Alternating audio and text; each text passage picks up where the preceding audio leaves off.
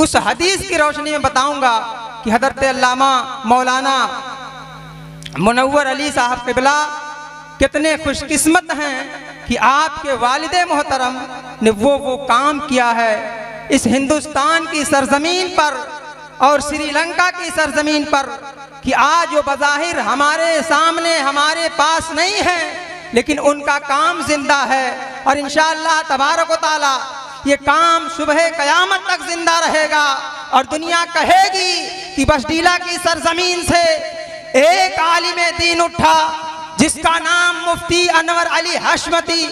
उन्होंने दीन और सुन्नियत का वो काम किया है कि आज वो दुनिया में मौजूद नहीं है, लेकिन उनके मुरीदीन, उनके मुतवस्सिलीन, उनके चाहने वाले, उनका कायम करदा मदरसा, उनकी कायम करदा मस्जिदें और उनकी कायम करदा तहरीक आज भी जिंदा है और इंशाअल्लाह तबारक व तआला सुबह क़यामत तक जिंदा है।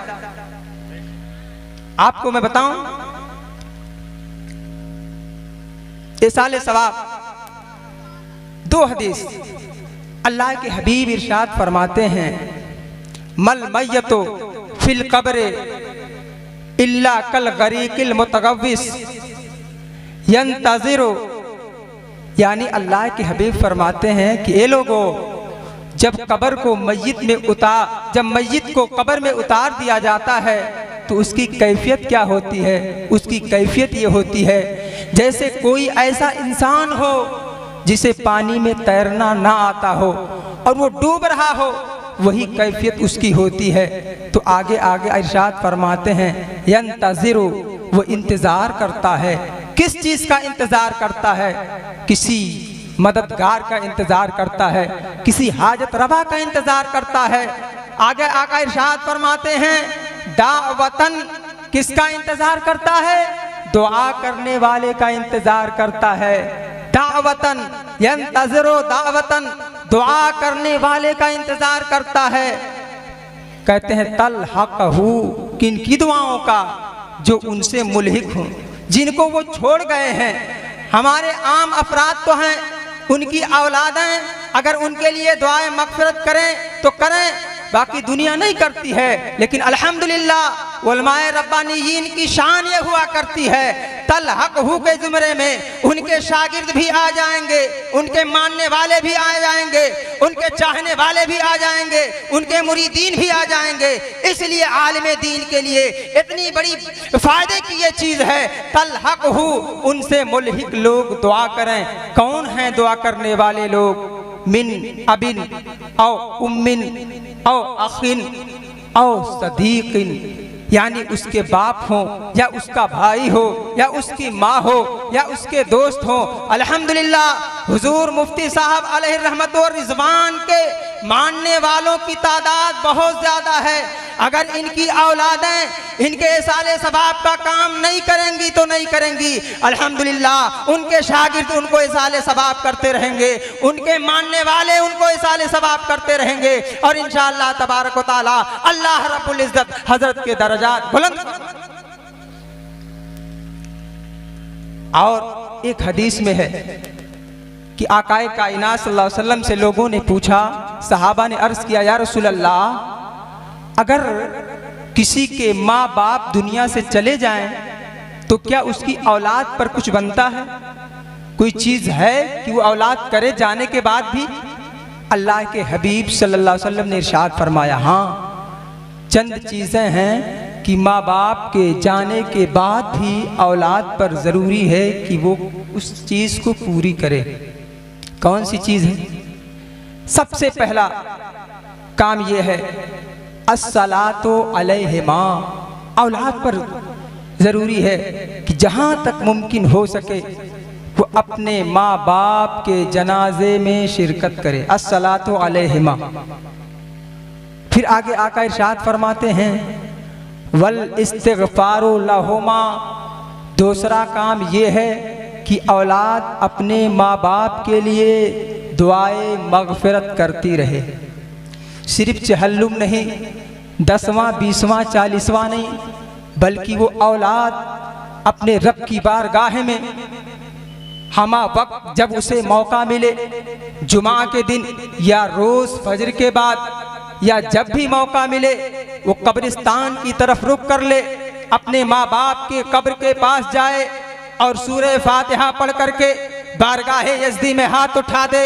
ए मालिको मौला, जो कब्र में आराम कर रहे हैं ये मेरी माँ है, ए पाक परवरदिगारे आलम ये मेरे वालिद हैं, आज हमारे दरमियान नहीं है। मालिको मौला ये कब्र के हवाले हो गए, लेकिन रसूलुल्लाह ने फरमाया है कि औलाद पर ज़रूरी ये है वल इस्तिग़फ़ारु लहुमा, कि औलाद उनके लिए दुआए मग़फ़िरत करे। ए मालिको मौला, मैंने सूरह फातिहा पढ़ी, ए अल्लाह इसका जो सवाब बनता है, ए पाक परवरदिगारे आलम तुझसे ये भिखारी सवाल करता है, ए अल्लाह बड़े नाज़ो नेम से मेरे वालिदैन ने मुझे पाला था, बड़े लाड से मुझे पाला था, ए अल्लाह इसका सवाब मेरे माँ बाप को पहुँचा दे। इंशाअल्लाह तबारक व तआला अल्लाह रब्बुल इज़्ज़त उनके माँ बाप को बख्शिश अता फरमा देगा और उस औलाद को भी नेक ज़ुमरे में रखेगा।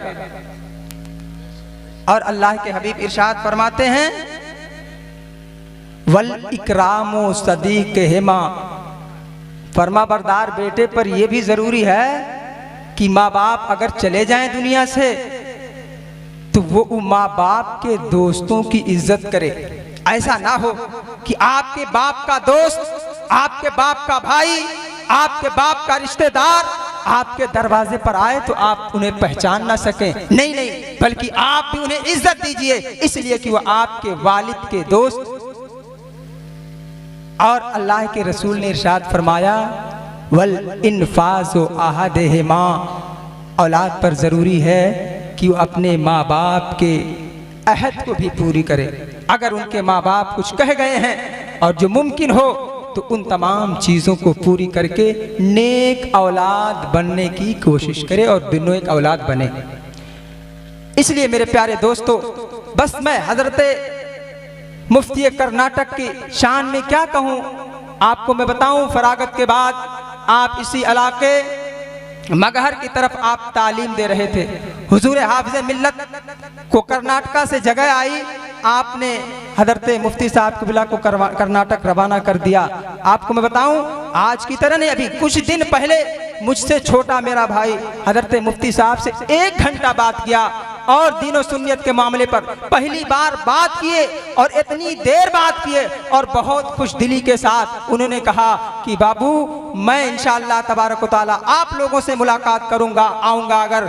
और इतने नरम दिली के साथ बात करे। मैं ये बताना चाहता हूँ, आज अगर हमारे पास कुछ इज्जतें आ जाए, हमारी टोपियों में कुछ दम आ जाए, अगर हमारे जुब्बे ज्यादा रंगीनदार हो जाएं, तो आज हम लोगों को भाव नहीं देते हैं। इतना बड़ा मुफ्ती, इतना माहिर आदमी, एक बच्चे से 1 घंटे बात करके दिल खुश कर दिया। मैंने कहा ये पाक परवरदिगारे आलम, तेरे नेक बंदे ऐसे ही हुआ करते हैं जिनके दिलों में तीनों सुन्नियत का दर्द हुआ करता है। वो बच्चा नहीं देखता है, वो बूढ़ा नहीं देखता है, वो गरीब और अमीर नहीं देखता है। जब कोई उसके दरवाजे पर जाता है तीनों सुन्नियत की बात लेकर के, तो बंदा उस पर लब्बैक कहता हुआ। वो थे हुजूर मुफ्ती साहब क़िबला। अब मैं अपनी बात खत्म करता हूँ, इसलिए कि 10 मिनट हो गया। अस्तगफिरुल्लाह रब्बी मिन कुल्ली ज़ंबि व अतूबु इलैह। पाक परवरदिगार आलम हमको हुजूर मुफ्ती साहब क़िबला का फैज़ान और अहले खाना पर जारी व सारी फरमाए। अस्तगफिरुल्लाह रब्बी मिन कुल्ली ज़ंबि।